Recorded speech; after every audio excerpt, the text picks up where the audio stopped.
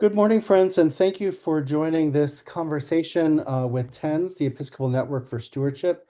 My name is Davey Gerhardt, and I'm the Executive Director of TENS. I am joining you today from my home in San Francisco, and I'm really excited that we have folks from all over the country joining us, from Miami, Florida, up to Olympia, the Diocese of Olympia in Washington. I saw some folks registered in New Hampshire and all the way down in Southern California. So we've kind of got everything covered today. And I really appreciate that you are here spending time with me.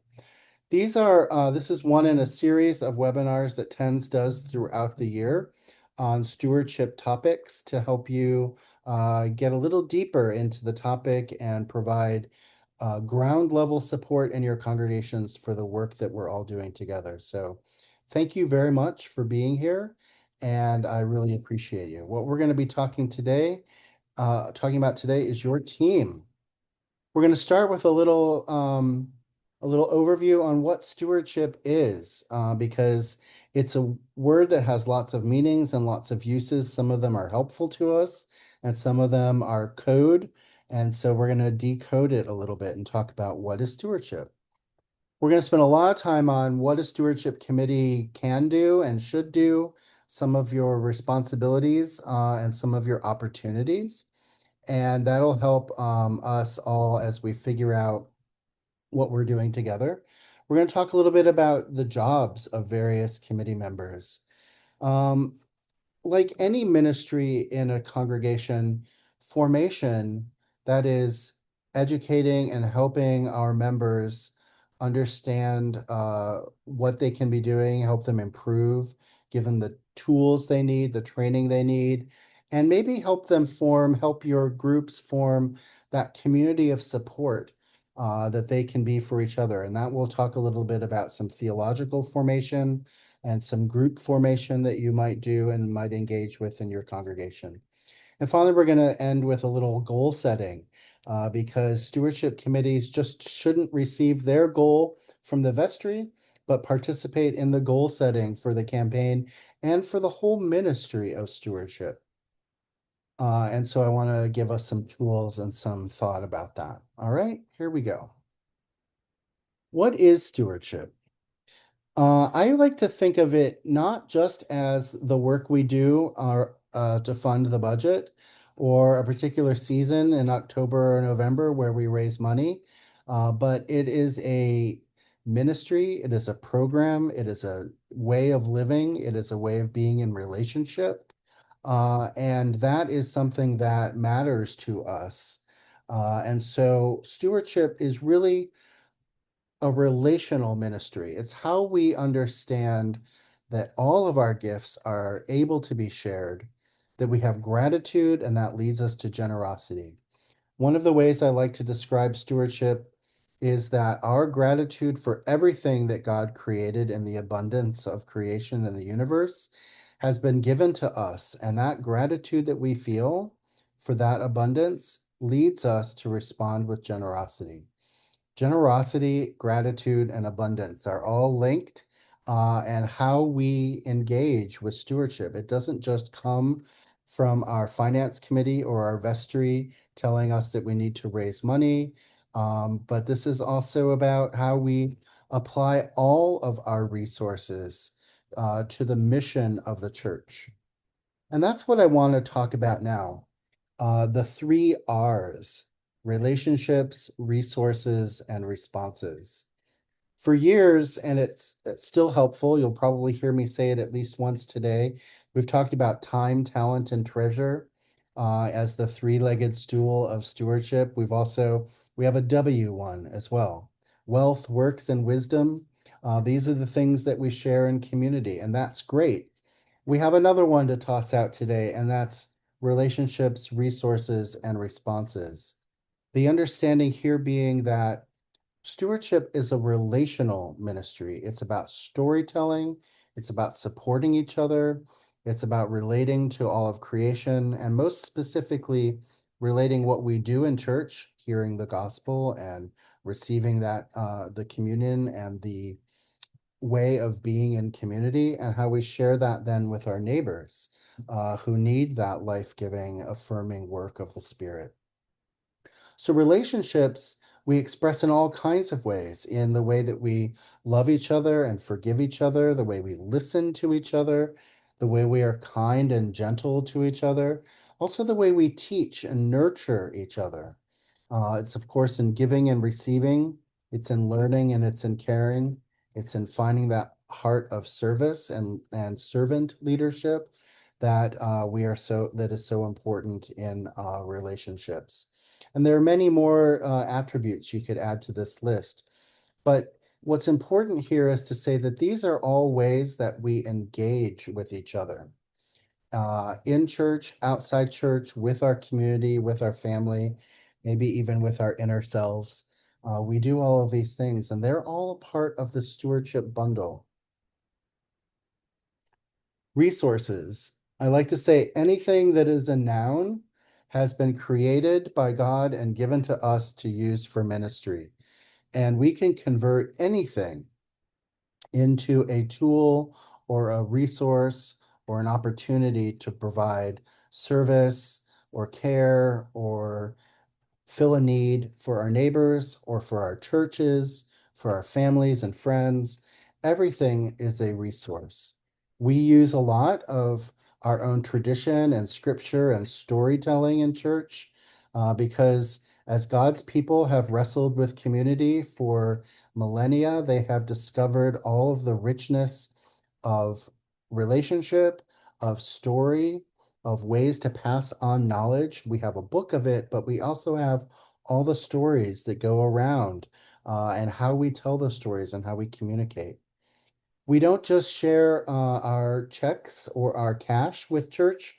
We're also asked to serve on committees and volunteer for ministries and share our thoughts and ideas on how to solve problems or create new ministries or opportunities. So we bring our whole selves into ministry opportunity.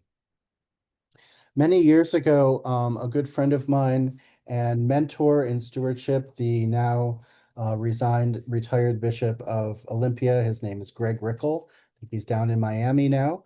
But he said, why do we stop at 10% with stewardship and the tithe? Stewardship is 100% ask of God. We're asked to put our whole selves, our whole faith, our whole power into the work of God's kingdom. And that's true. So when we think about our resources, it doesn't just end with the things we quickly name off. Anything is a noun and it can be shared.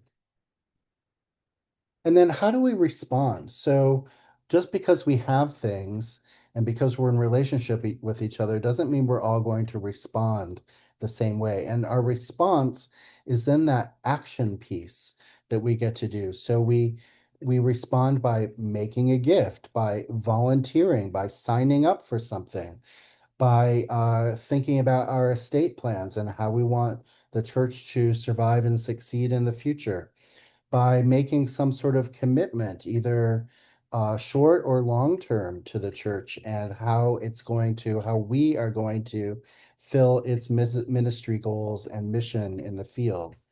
There are so many ways to respond. Many of us go to church every Sunday and we see the offertory happen. That time when the plate comes down the aisle and the bread and the wine might follow it or lead it, depends on your church. And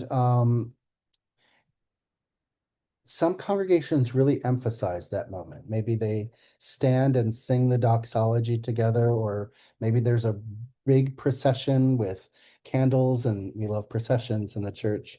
Some churches are very understated about the offertory, but whether it's a grand moment or a humble moment, imagine the power of that piece of the liturgy where the bread and the wine and the money that we make and maybe other things that we're blessing, canned goods or blankets or things that we want to bring up to the altar to be distributed to people who need it, All those things come up the aisle and are placed at or near or on the altar. And they are done to be gathered, blessed, broken, and shared with the world that needs it. And then here's the really cool part about the offertory is that it doesn't end when the offertory hymn ends. It ends with us going up to the altar as well, following our gifts, being gift to the church, being our own gift. And we are brought to the altar to be gathered, blessed, broken, and shared with the world that needs it. The offertory is a really powerful moment in our liturgy, and I want you to think about that as we think about and teach that to others as you think about the power of stewardship and the power of our gifts and how we share them. It's exactly the same transformational, sacramental, beautiful act as happens at the altar when everything that we bring up there is gathered, blessed, broken, and shared. Okay, so that's a little bit of the theology on what stewardship is. And I hope that in this and in other moments with tens, you can get some tools for how to talk about stewardship with folks and remind them that it's not just about fundraising, it's not just about the campaign. But now we're going to switch into some of that brass tacks. So we do need to think about how we're going to accomplish the work that comes along with stewardship, which is about educating our congregation on all the opportunities in which they can be generous and how we can help them understand how to share the gifts that God has given them. The stewardship team is not just the fundraising committee. It is a place where we focus on our work to encourage Christians to use all the gifts that God has given them to honor God and God's purpose in the world. Everything, as I said, everything that's a noun can be harnessed, transformed, and applied to seeking, serving, feeding, visiting, loving, healing God's people in the world. Money will be raised because members understand the relationship between gratitude and generosity and their responsibility in that.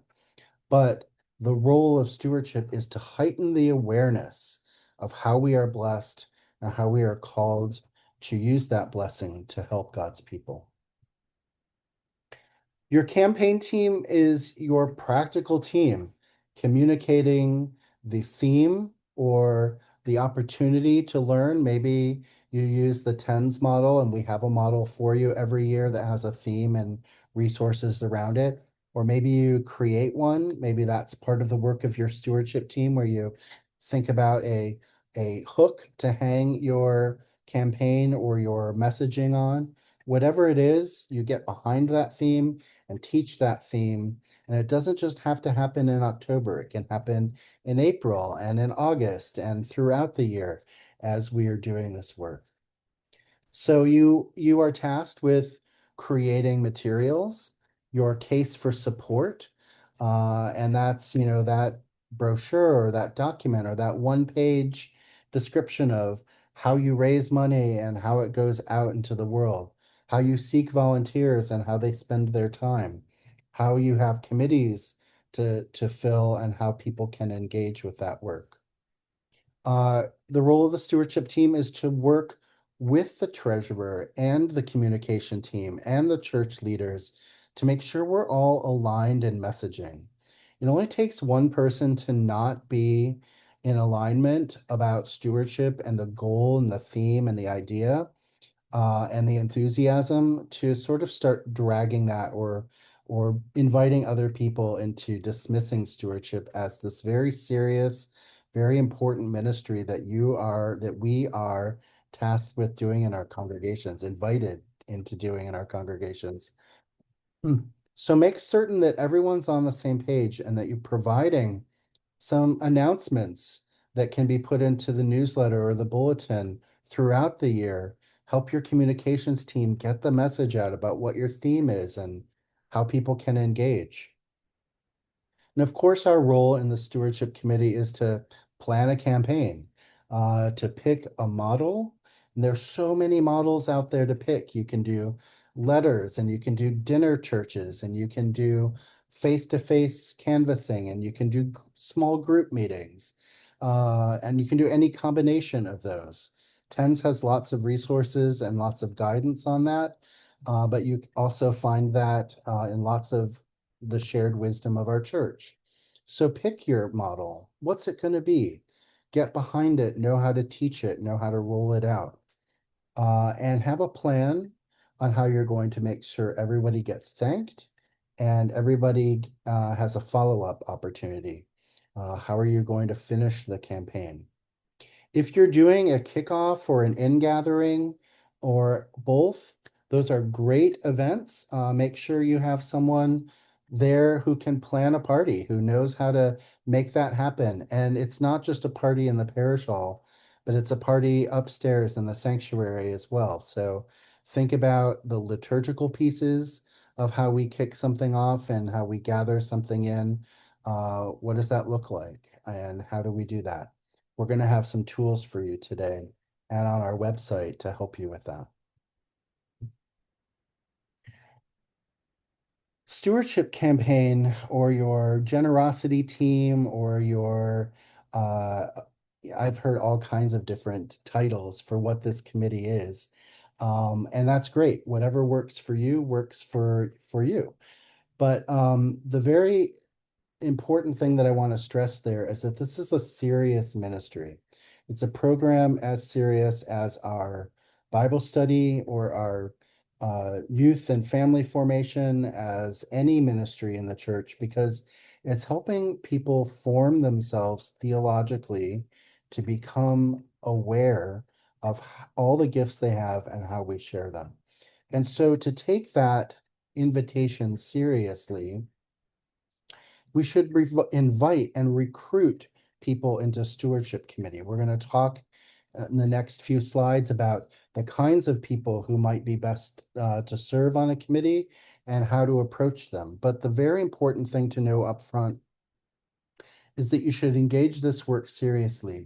Do some face-to-face asks or invitations to join the committee, to get people on board, because then they will understand the commitment you're asking from them. And I know that that's hard to do, that often, even myself, as I have led stewardship committees many times in my congregation, maybe I'll just make an announcement saying, hey, if you want to be on this year's stewardship committee, see me at coffee hour. And then nobody sees me at coffee hour to talk about joining the stewardship committee because I haven't done some serious work on inviting people one-on-one or who would make a good person. Sometimes the person who volunteers who hasn't thought it through might have a generous heart, but might not have the commitment of time that they need to serve on the stewardship committee. So before you ask for an open invitation, know what you're getting into and what the expectations are. If somebody says, I really don't like talking about money, I think it's really awkward, then find a different ministry for them in the church. The stewardship committee probably isn't the right place. And this might be a controversial moment, but I hope it's not. I've worked with vestries before who make, who require maybe all their first year vestry people to serve on the stewardship committee or something like that. Don't ever make somebody serve on the stewardship committee because then it feels like a punishment. It feels like a hazing ritual. It doesn't feel like a joy, which is what stewardship is. It's a joyous, filled ministry. And so we want people who feel confident in it, who feel good about it, who want to grow in it, not who are forced into it. So if you are one of those vestries, rethink that one and say, how do we require or recruit people to serve on this committee who really want to be a part of it, who can really contribute, not just serve their first year on the vestry in sort of a confused misery. The more seriously you treat the recruitment process, the more you'll communicate the importance of this committee, and its support for the church. I get asked all the time, how big should my how big should my stewardship team be? And this answer comes with a question back to you, and that's what kind of a campaign are you running? Is it an every member canvas where you're trying to reach every household? Is it a letter writing campaign where you're sending out big mailings or emails and making some announcements? How involved is your structure? The more personal your approach, and I do favor personal approaches, the more people you'll need on that committee. Because if you imagine that a stewardship campaign at its longest should be 8 weeks, but really the sweet spot is 5 to 6 weeks in a campaign. If you imagine that amount of time and how many people need to be reached and how much capacity any one person has to do that work and still have a job and a family, perhaps, and take care of themselves and other responsibilities that they might have in the world. So you want to staff that committee with enough people so that no one person has an enormous caseload, if you want to think of it that way, where they can reach out to people in a reasonable amount of time. So if you have a 6 week long campaign and really you you probably can't reach one person probably can't reach more than 12 to 15 people in that time because it takes an email perhaps or a phone call, and we know that all phone calls go to voicemail these days, and then you wait for somebody to get back to you. All that takes time and effort and energy before you can actually have that moment together. So think about that in the timing. What's the work requirement? And then how many people do you need to staff it, and be reasonable on how many people one person can reach in a reasonable amount of time. According to Dan Edwards, who was the Bishop of Nevada, he says your stewardship committee should be in place by Easter. That's 2 weeks away. Thank you, Dan. But here we go. So it's time to be thinking about this. This is why we put this webinar in the spring, so that we have time to think about it. Why does he want that for us? It's because the more time we have to spend on this community and this committee, the more structured and well-run your campaign will be. When you have a team that's effective, it will raise more money because they've thought about it, they've put a plan together, they will have been strategic in how they create their program. They'll also be that they will do the ambassador work of stewardship, being a champion of the ministries and the mission of your congregation, and teach other people how to talk about what inspires them and impresses them about the mission and ministry.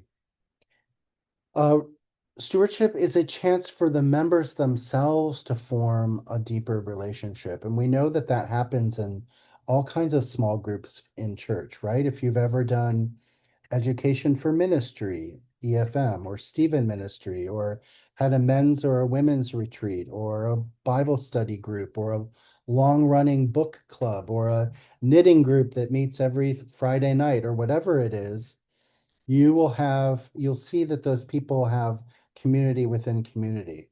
And stewardship can be yet another opportunity for people to form deep relationships around a common mission and around the common work. So usually they end up being a great community within your church.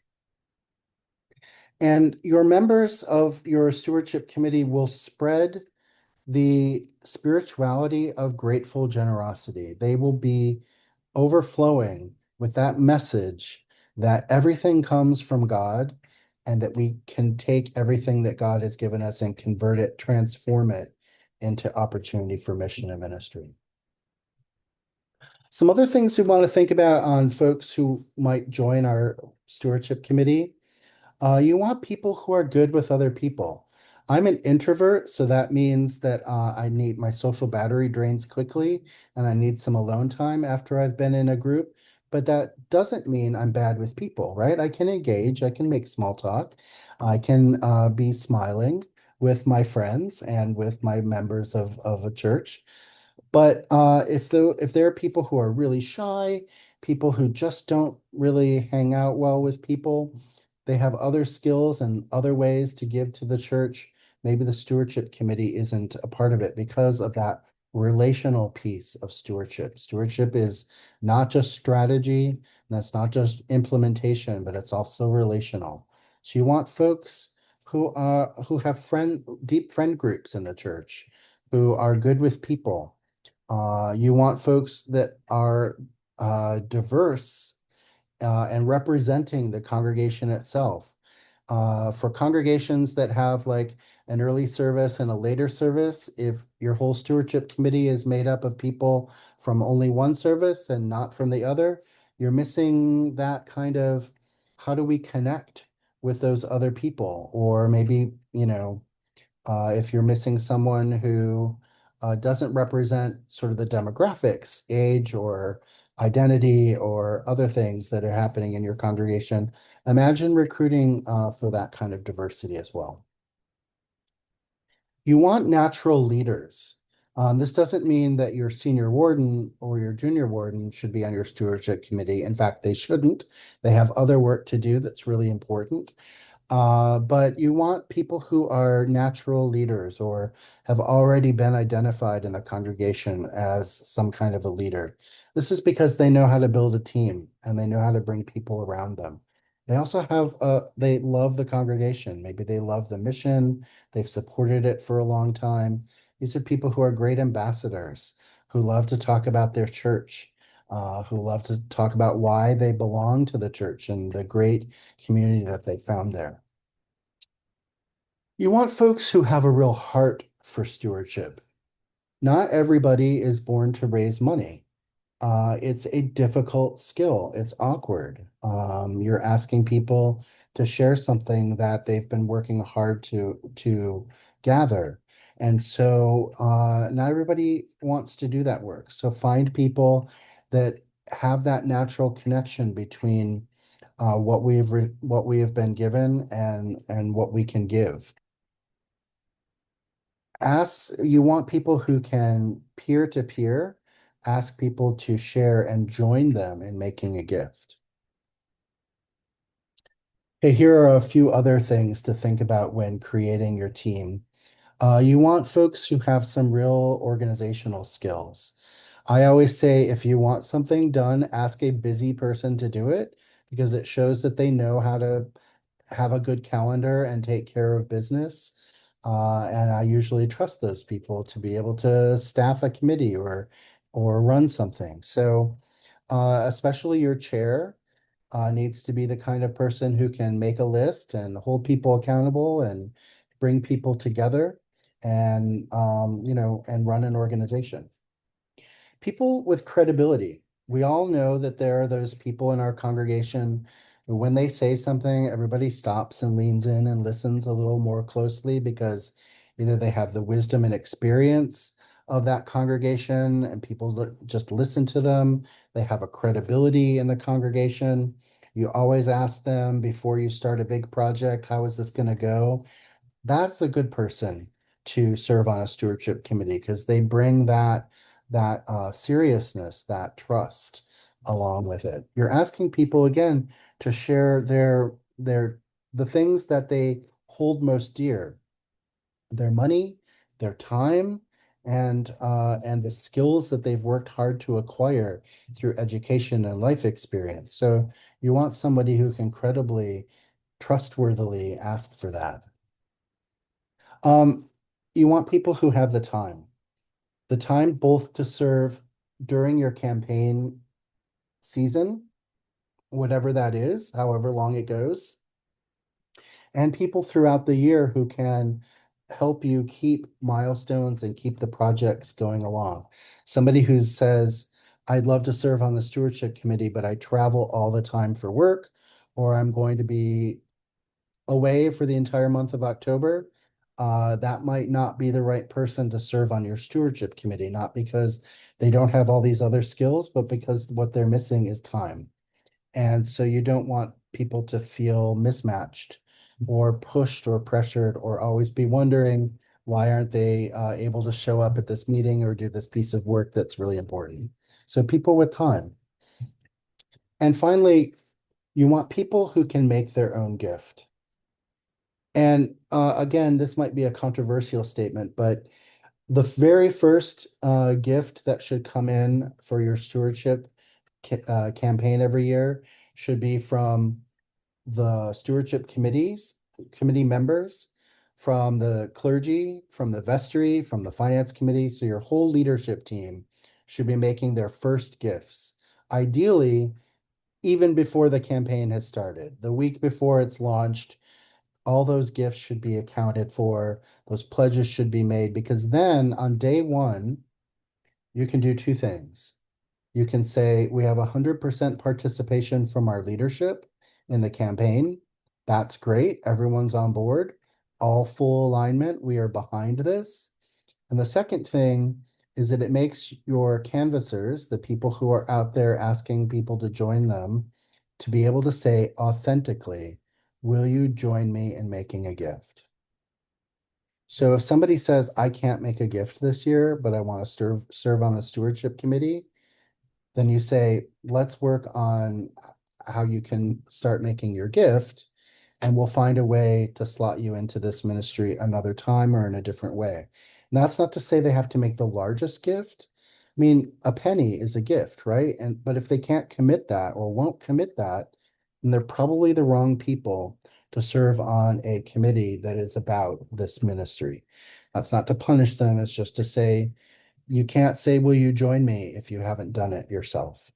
And so that's really an important part of stewardship that I want us to all understand together. If you recruit people who have these skills, even most of them, you will have a really great stewardship committee, people who can help you and help the church do the work that it needs to do to elevate, raise awareness of what we're doing together. I want to give you a couple of quick pieces of help as we go into a challenging campaign year because it's rough out there and it just keeps getting worse. So when there's real instability in your community, maybe there are layoffs, maybe there are maybe people are feeling fallout from all kinds of different things that are happening in the world. We still need to run our stewardship campaign, right? So how do we as members talk authentically and pastorally about the challenges that people are honestly facing, but still try to accomplish the work that we're doing? And a few things I just want to highlight. There's stewardship and giving is not about duty, responsibility, or shame. It's about joy, it's about love, it's about wanting to share what we can. And so there's no shame in saying, I can't make the same gift that I made last year. I have to change my giving. We don't judge people for that. We don't kick them out of the church. We don't say thanks, but no thanks. We say thank you for what you can give. We appreciate that. Let's also remember that not everybody experiences the economy in the same way. Depending on how they earn their money or where their income comes from, they may not be experiencing the same things that you are or that many other people are. So this is to remind us there's no one size fits all approach in how we ask people to serve on stewardship or make their gift. So think about that as we move into this difficult campaign season. Not everybody experiences it in the same way. Every conversation that we have about money in church is pastoral in nature. This is because money is a container in our society for all kinds of other things, emotions, imaginings about success and failure, our futures, our successes, all the kinds of things that we put into our anxiety and our celebration. Money is a container for that. And so when you're talking, excuse me, when you're talking with someone about making a gift, about sharing, maybe even increasing or making a significant gift, they might tell you about medical problems or anxieties or job insecurities or whatever. And that's all then pastoral information. that you can pray with them about, um, and that you, depending on the severity or the kinds of information they're sharing with you, maybe funnel them in the direction, maybe suggest they talk to your priest about some of these things. Just keep in mind that every conversation about money might open pastoral conversations. And that's beautiful. Again, that's why stewardship is relational. It's not just transactional, it's about people. If you're actually looking at a hard budget this year, your finance committee is saying, we ran a deficit last year and it's going to look a lot worse this year. We might have to start making some changes around here in positions or in hours that we're paying people or whatever. How do you approach that as people who are leading a campaign about generosity? I think the very first thing that I want to say in this is that we need to stay focused on the mission that we are able to do. The reason that we're called to being a church is not to raise money or to build a church or to have everything perfect. It is to seek and serve and feed and visit and heal and love the people of God. Get people focused on that work and not on the budget, and say what we need to do is fund that piece. If we can talk about that, and if we can't do it with our money, how do we do it with our bodies, with our minds, with ourselves, with our networks, with our by making introductions, by forming partnerships? How do we get creative about this? So think about that when you're facing a tough budget decision time in your congregation, and your members might say, how are you asking me for a gift? Or, I can barely make it. Focus on the mission and accept what they can give, and all people can participate. It's just a little help as we move into this challenging fundraising. Finally, I often hear people or get questions about everything's uncertain. I'm worried about whether the church is going to be here next year. I'm worried about whether my job is going to be here next year. Worried. I'm worried. Anxiety. It fills our system. So, how do we talk about stewardship, which is about joy, abundance, gratitude, generosity, in times when people are feeling uncertain? And I remind them, and I remind us, I remind myself, not glibly, but honestly, that this is nothing new for the church. The church has always been in uncertain times.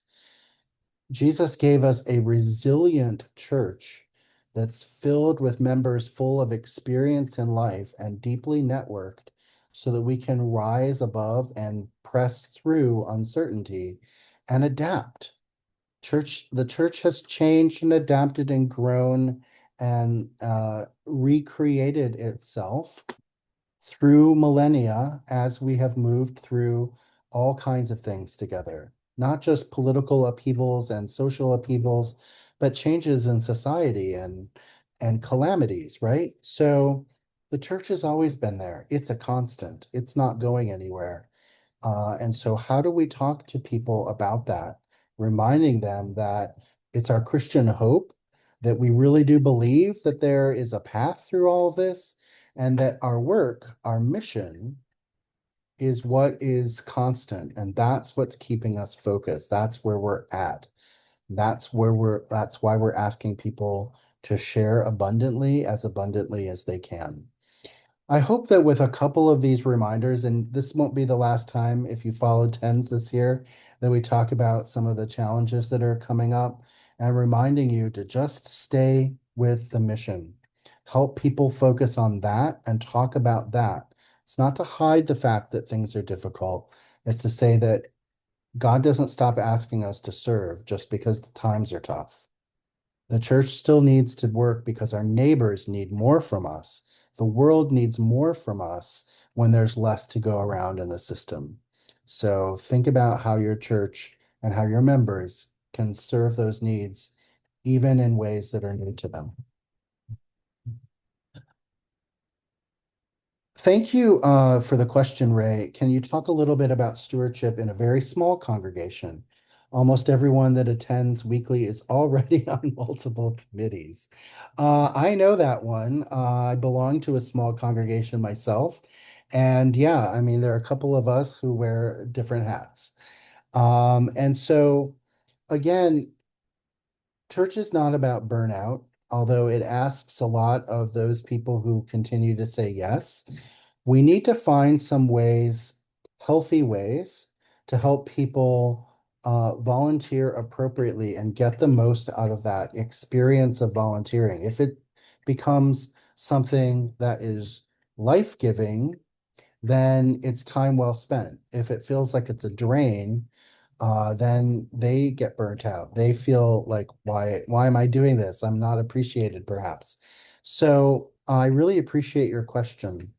How do we do the work of committees when there are only a few of us in the congregation to go around? This is where we look for alignment. So, the work of stewardship is also formational work, and we're about to talk about some of the formation activities that we can do. So, if you start thinking about how this committee then can support people who are doing adult or youth formation in church, then you have another group of people that you can bring in and have conversation with. If you think about it from the finance standpoint, you have this finance committee that meets, well, maybe they can partner with the stewardship committee and share the load a little bit in natural alignment ways so that people can have a more holistic view of how we do our fundraising or how we steward our resources in your church. Think about some natural alignments. And also then, I know we've just talked about how to staff a committee and how many people you need and all these skills you're looking for.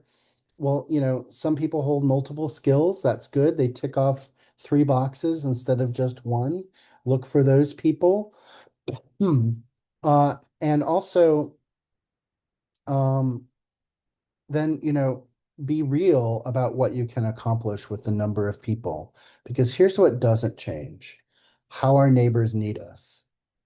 And that's the first and most important thing we need to be doing with our time and energy in church.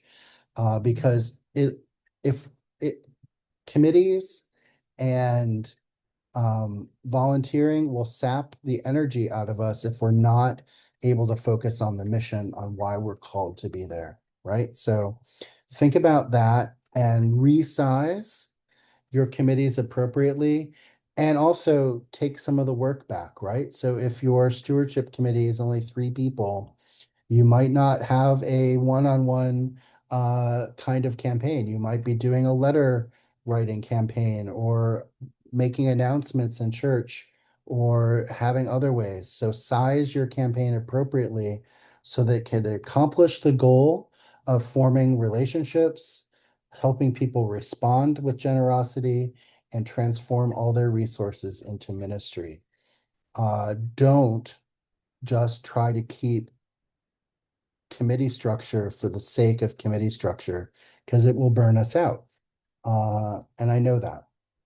I've also been a part of vestries before when we've sat down with the church directory and mapped out our committees and who should serve on what, who are we going to invite to do this. And we see all the names and it's the same names and we just keep putting them, shuffle them into the same committees. And then we realized, oh my gosh, what are we doing? These people can't serve on buildings and grounds and be Sunday school teachers and serve in the flower committee. And, so we need to give some people a break or they're gonna burn out. So think about ways to resize your mission and your ministry so that it accomplishes the basic goals of your church and not just committees. And I'm not suggesting that you would have committees just for the sake of them, but let's be really honest about what people can accomplish. I appreciate the honesty in that question. How do we reach people, Ray says, how do we reach people that only live here part-time and spend more time in another church?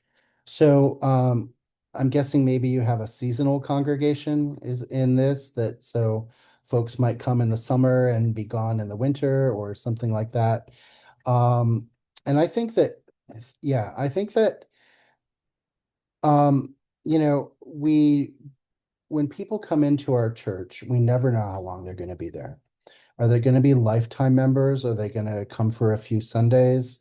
Are we going to see them once a year or 5 times a year and then the rest? We don't always know that. And so we treat everyone and give everyone the opportunity to commit the gifts that they can that Sunday, that time they're there in the way that means something to them.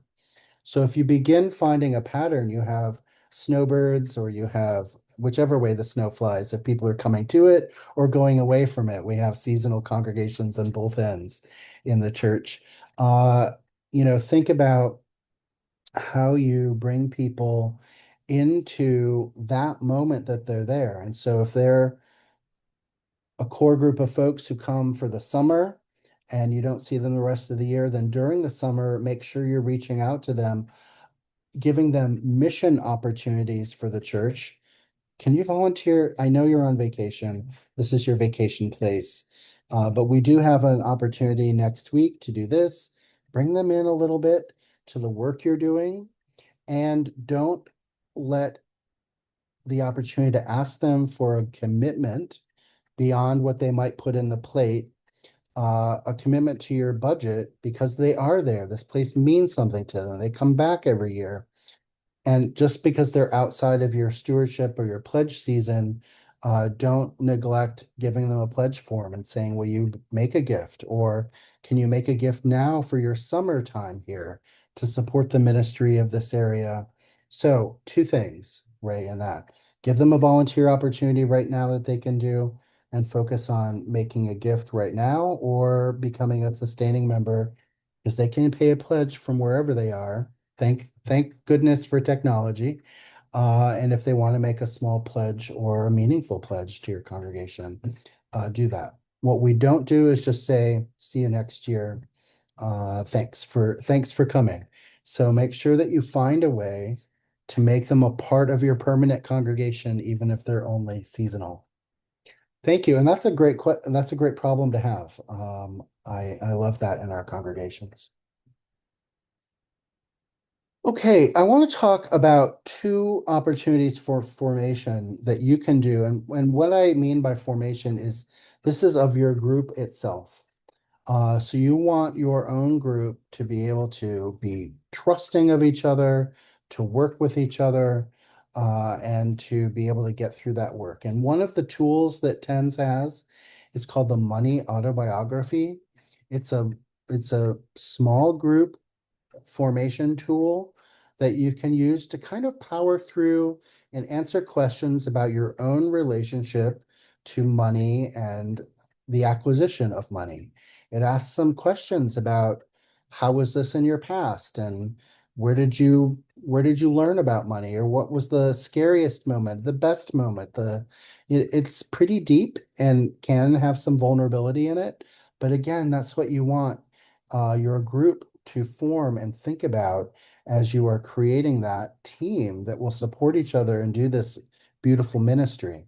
When we look at our budgets and our own finances, we often see it reflected back to us what our values are, what we care about. And this is the same with the church budget, right? The church budget is a evidence-based document on what matters to us.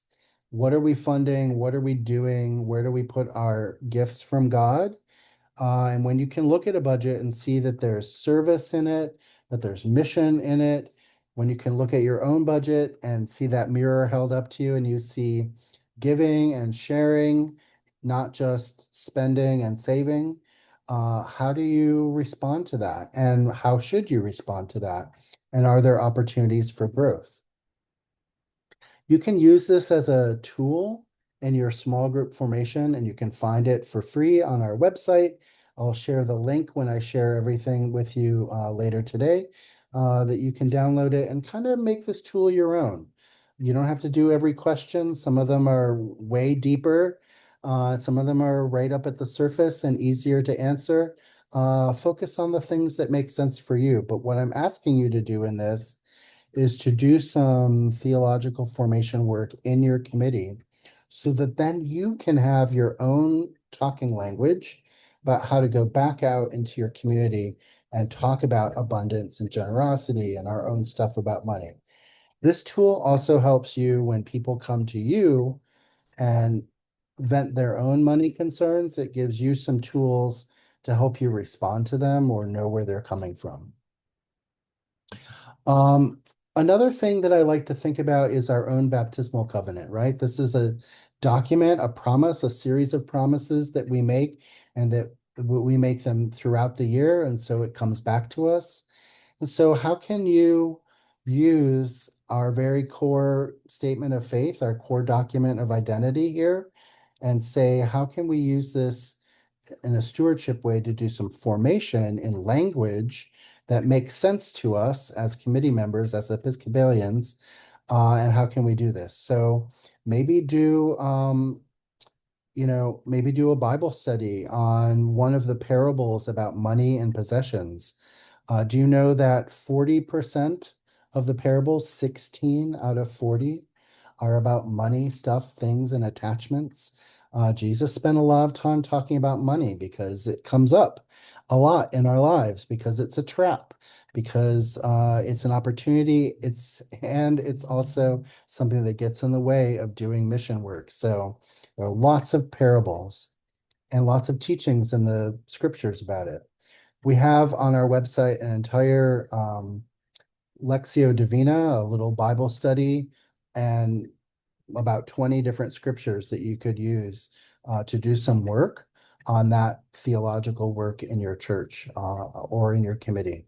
So consider offering a Bible study to yourselves and then doing a Bible study throughout the year.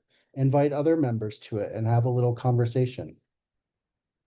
Maybe you start having some open conversation, or maybe a article in your newsletter or your bulletin about what do we do when we feel a conflict between our money and our values, how we spend and save, and how we share and do God's purpose in the world. How do we make our money? How do we look at our investments? Are our investments investing in things that we believe in? How deep do you want to go into that money journey about ethics and values?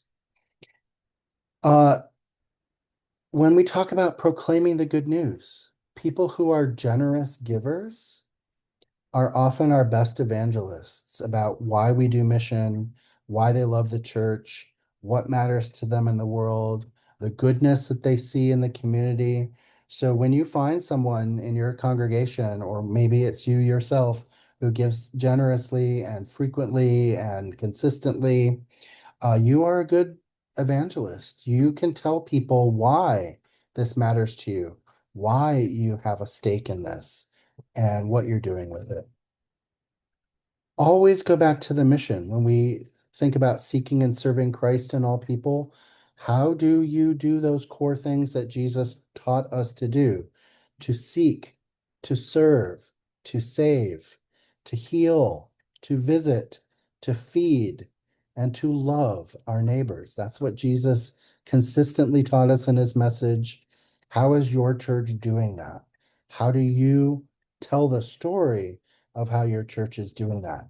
This is the beautiful work of where it gets right down into our core faith of why we are Christians and why we show up every Sunday. Then when we talk about respecting the dignity of all people, remember that absolutely everyone is a part of the mission of the church. Everyone can make a gift, everyone can share some time in different ways, in appropriate measures, commensurate with their abilities and their opportunities. So whatever they can do, every gift matters. What is important there is that folks make their gift of time, talent, and treasure. One more thing before I get into goal setting. My very favorite book, Henri Nouwen's A Spirituality of Fundraising. If you haven't ever seen this book, and I'll put a link to it in our email that goes out later, it's like a few pages long. It's in really bold, big print. You can read it in about 25 minutes. And it is the most amazing book of spirit-filled work and teaching about how fundraising is a ministry and a spiritual gift by one of Christianity's greatest pastoral theologians. So I will send a link to how you can access this book, and totally recommend it for your group. It's like $6.95 on Amazon. You can buy one for every member and have a few in the congregation to go around and do a book study on it. They even sell a workbook. You can find that on Amazon too, that walks you through it and gives you little exercises. Is the most amazing congregational resource on why raising money is more than just money. It's about spirit. All right, I want to move into goal setting before we finish up and ask for any more questions that you might have. But what I want to remind us is that you, the Stewardship Committee, has a role in making the program and the plan for your budget in the church. What should never happen is that your vestry tells you how much you have to raise. Instead, you should join early in this conversation and say, based on what happened last year, based on what we're seeing in the congregation, based on how people are responding to this year's theme that we've been introducing them to them slowly, this is what we think we can do this year and what we can raise. And it's not just money, it's also about volunteers. It's also about challenging people to invite friends and grow the church and bring new members in. It's also about joining other committees. You know, what needs our work and how do we do this? So do some goal setting and participate in that. In fact, I might even say demand a seat at the table. At least someone on your stewardship committee should be at the table where these goals are set so that you can give a voice from the committee that is tasked with raising the money, uh, also raising the awareness. You can participate in setting the goal. You just heard me say in my most strong language that I can use on Zoom, don't let the vestry tell you what you're raising. You tell them what we think we can do this year, and then see where we're at and see what needs to change. And that means you've got to look at the numbers. Ask your treasurer to give you an analysis of what this year's campaign looked like versus last year's versus the year before's. Take 3 years of data. If you don't share names and numbers at this in the same place in your church, that's fine. You can anonymize the names and just have the households.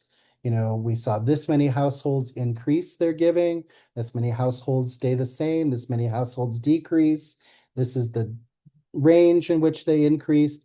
Ask for that analysis or do that analysis.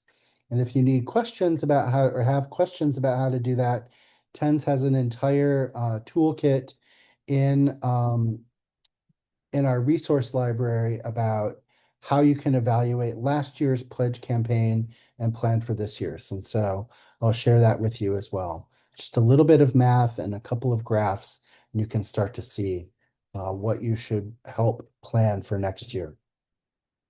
When you set goals, we've all done goal setting work in our lives before, whether it's in our families or our businesses or other opportunities that we've had.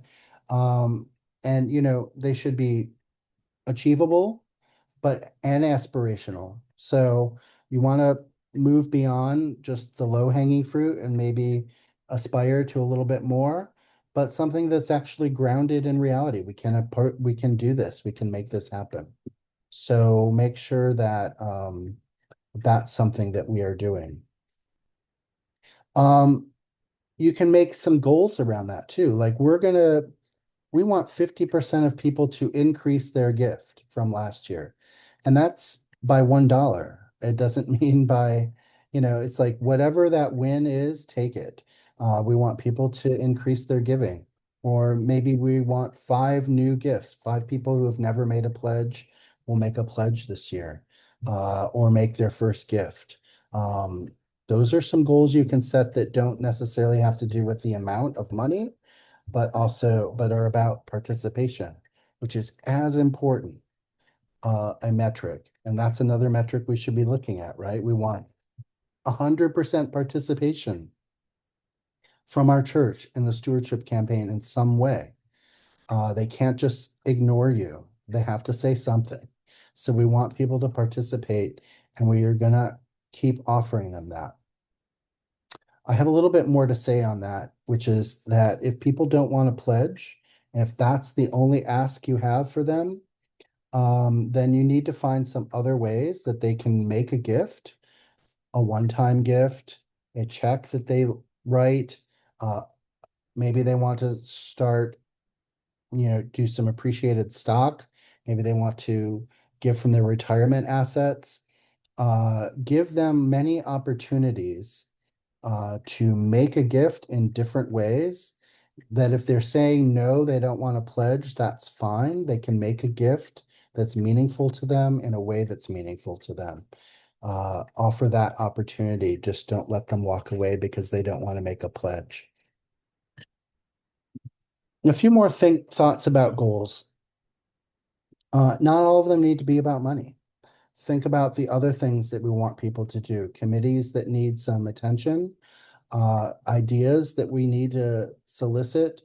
Maybe you're thinking about a building project or a new ministry, and you really love people to give their feedback or their ideas on how to do that, and you're soliciting that from the church. These are good things to think about in a stewardship campaign as well, because it reminds us that we're not just talking about your money.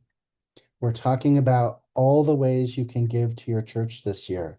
And that makes people feel a little better, right? Because at the end of the day, here's a statement I want you to commit to memory. Stewardship is not transactional, it's transformational. Stewardship is not just about asking people for money, it's asking for them to invest. Invest in your community, in your church, and in your neighbors. And that investment is different from making a gift or sharing money or raising money, right? It's at a deeper level. And that's what we're going for here. You can also put a couple of things in your plan as members of your stewardship committee. Maybe you'll check in with your 5 highest givers. You can let them know that they're at the top of the list and that's why you're calling them, or you don't have to let them know that. But this is to interview them. What is it about this church that inspires you to give so generously? Conversely, people who are at the bottom of the giving pyramid, um, what is it about the mission that inspires you that you make a gift that's really meaningful to you? Don't tell them they're at the bottom of the list, make them feel bad about it. Every gift matters, but you'll get some data about why people give. And the best data we can get, I hope, is that they give for the same reason. The highest and the lowest giver both give because they're aligned with the mission and they want to do what they can do and they're giving the best gift that they can. Maybe ask someone from your diocese, ask TENS, ask someone in the community who isn't your regular preacher or adult ed formation director to come and give a presentation or make a sermon or talk about stewardship or write a letter or put something in your bulletin. Hopefully you all get the TENS newsletter. And I hope as stewardship committee members, you're taking that monthly newsletter. We have tips and tricks in it every year or every month. We have ideas that you should be thinking about. We have sermon starters and adult ed topics. Take that every month and turn it into a newsletter article. Share that information so that you're doing year-round stewardship. Year-round stewardship, by the way, doesn't mean that we're asking people for money and shaking them down every Sunday. What it means is that we're talking about generosity, abundance, and gratitude and the connection between those every week.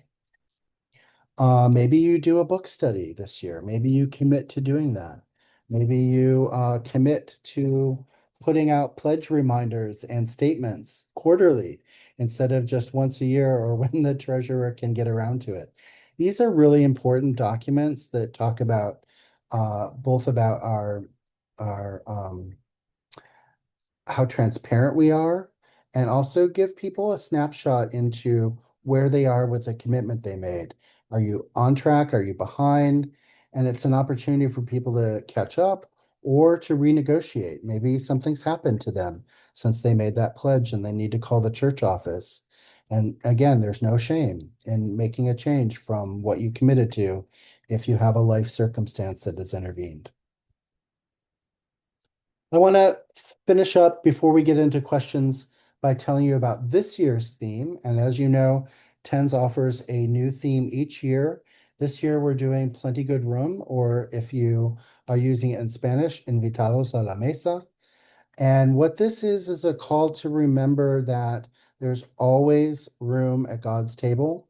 There's always a way to make more space, to make accept new ideas, more people, more abundance.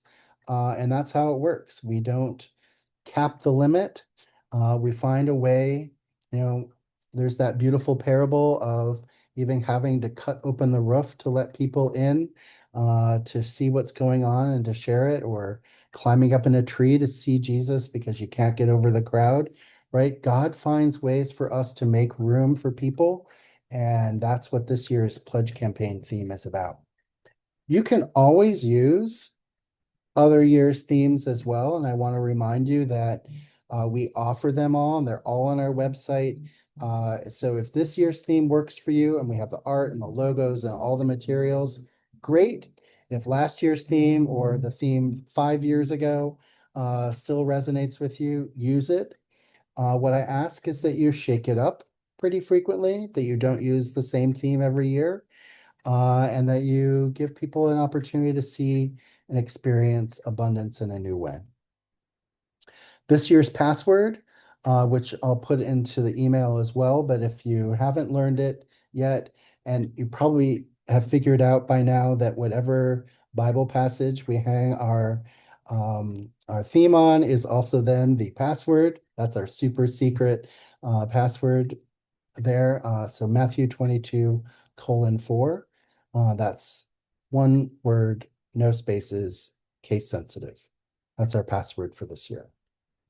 All right, friends, I'm going to stop sharing my screen and I'm going to bring us back into our room so that we can hang out for the last few minutes of our time together and answer any questions about things we've talked about or new questions that you have about how to recruit folks on a stewardship team, what a stewardship committee does, or if you have some stewardship question you'd like to talk about, happy to enroll you, talk about that as well.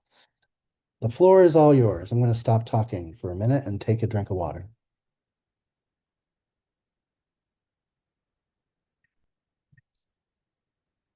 Who has a question? Who'd like to start?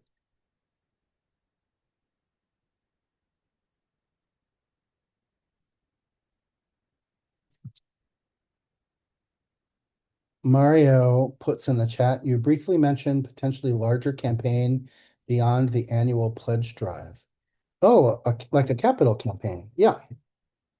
So churches raise money for all kinds of things. And sometimes, so your annual fund, what we usually call the stewardship campaign, funds your operating budget, right? And that usually comes from people's income, from whatever, however they derive their household budget, they put a little part of that aside for their church commitment. But sometimes we need to think about different kinds of campaigns. Maybe there's some structural work that we need to do. Maybe we're thinking about building something new, brick and mortar. Maybe we're building a new ministry in terms of people and resources. Maybe we just need to shore up our reserves and we want to run a special campaign about that. And that we call a capital campaign. Whether or not it builds something, we call it capital because it's raising money from a different source.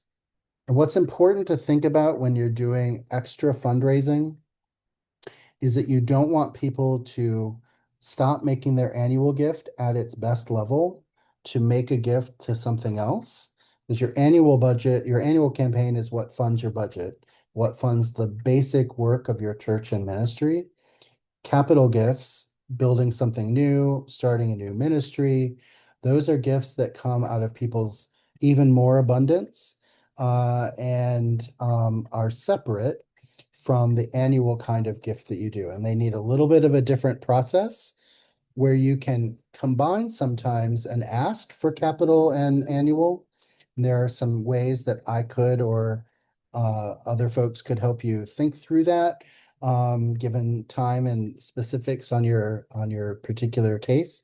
It's a good idea to think about that kind of work. So when you get into, and every church does, get into a place where it needs to raise some capital for something, having its own campaign, a capital campaign, is a great way to do that. And TENS can certainly help you with ideas, with some consulting help, by looking at your overall program and making some recommendations. That's work that we do as well. But it's really important to do that work from time to time. Deferred maintenance is another reason that people do capital campaigns. We've had this leak, it just keeps getting worse each year. We need to finally address it.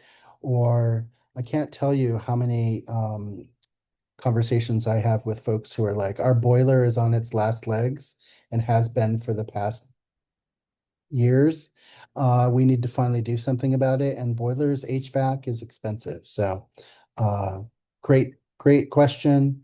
Thank you for that. The last thing I want to say is that where I started, don't ask people to give to a capital campaign at the sacrifice of the annual campaign. Because the annual campaign is what keeps things going. Great question. Thank you for it, Mario. Any other questions about anything stewardship related or team related? Amy, can you Yeah. hear me? Yes, I can. Hi, Ray. Okay. Right. So this is not something that happened to me, but it did happen to a friend, and it was a a surprise. Let's put it that way. They were talking to somebody trying to get them to pledge, and what he said was that he donates almost everything that he gives to charity goes to St. Jude, and that's because he had a child that died very young of cancer, and he just got stumped, no idea what to say, and didn't know how to get out. He didn't know how to stay. So is there any kind of help that you have in TENS that would help us to deal with a situation like that? Thank you for that question. And it does come up. So we are under, it's not a surprise to any of us that we give to things other than our church, right? So there are other charitable concerns that we have. And as we have means, we provide for them. And the story that you tell, this person has a very compelling reason why St. Jude's is their charity of choice, right? And so the question I would have back to them is, does this church provide any gift to you? Does this church mean something to you? Is there any way that you would consider sharing your resources also with the church? Which isn't to say, so it's the same that I would say to someone in the capital annual thing. Don't take from the thing that you really need to do. If God is calling you to serve St. Jude's Children Research Hospital, and that's where you need to make your gift, then you are doing God's work there. I understand that. Our church also needs your gift or your participation in some way. And so first I'd say, is there something you can do? Is there a gift you could make committing to, or just make a gift? Maybe it's saying I'll put something in some cash in the plate when it comes by me, or make a gift. Just ask them to do something. And then if money is not on the table, say, well, what other things can you give of yourself?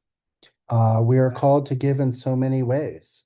We're called to give our time. We're called to give our ideas. Is there a committee that speaks to you? Is there work that is being done? Will you show up next Wednesday to help us with the food pantry? Whatever it is, find another way for them to participate in the life of the church. And if that person says, no, I'm given everything that I can, and all I'm getting here is your love and affection, then you say, we love you and we affirm you. And thank you. Thanks for this conversation. You can always end it with gratitude for what they have done and can say. Gratitude is the best response to anything that people say about how they want to give, even if the answer is no, or even if it's hostile, like, "Whoa." I had someone ask me once, how dare you ask me for a gift? All these things have happened to me, which I didn't know about. And they were really angry. And I just said, well, thank you for telling me that. I now can pray. And so I ended on with, I can pray for you, I can pray for this. I ended with gratitude. Gratitude is a great place to end any conversation because you've learned something and they've shared something. So thanks for that question, Ray. It's complicated. I want people to be their church to be their first gift, but I know that not everybody is. Good question. Jennifer types into the chat, are there leadership building tools? I'm not a leader, but I'm in the position. Well, I hope that you got some gifts from this webinar. Uh, we have some additional resources on our website, like um, job descriptions for committee members. So these are things that you can look at and take a look, like, do I have the right people on my team? What am I asking for? Uh, we have some tools and toolkits on how to look at money in your church, how to evaluate your campaign and what to expect from the future. And then, we have a lot of tips on how to tell story, how to write good stewardship letters, how to think about doing a Bible study. So we have a lot of those resources. And if you go to TEN's resource library and then open up those, you see spiritual formation tools, you see liturgical formation tools, and you see best practices, practical tools. You'll see those three things. Lots of articles, all with downloadable tips and tools and ideas for you. So please, please, Jennifer, take advantage of our resource library. And if you don't see something on there and you have a specific question, you can absolutely reach out to me. My email is putting it into the chat. Not a surprise. It's davey@tens.org. And you can reach out to me and I will walk through any situation you like. I love this part of my work. Thank you for that question. Are there any others, friends, in the time that we have? Y'all have been great today.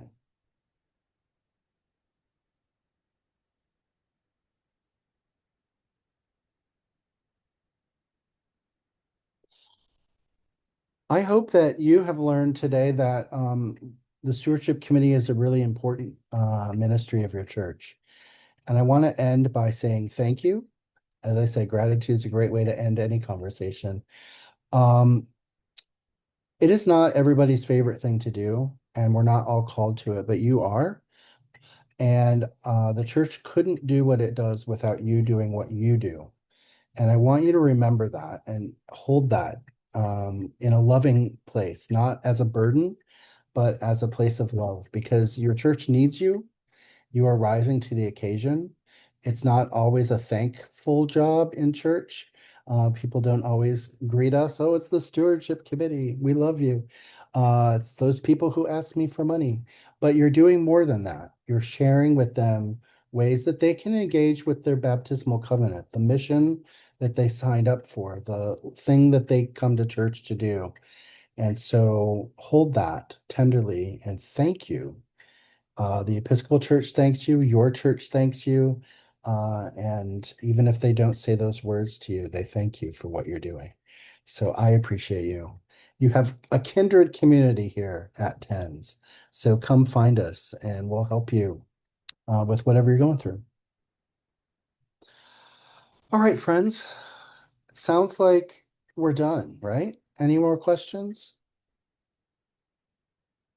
I release you to your Saturdays. Have a beautiful day. Enjoy spring wherever and however it is occurring to you in your part of the world. And come back on April 18th, where we're going to specifically be talking about how to attract and retain younger members in your church, some volunteer ideas, some church building ideas, some community building ideas. So that's our next webinar, April 18th, attracting and retaining younger members. We're going to be focusing on those Gen Zs and how we can get them into our church. Come back for more. Thanks, friends.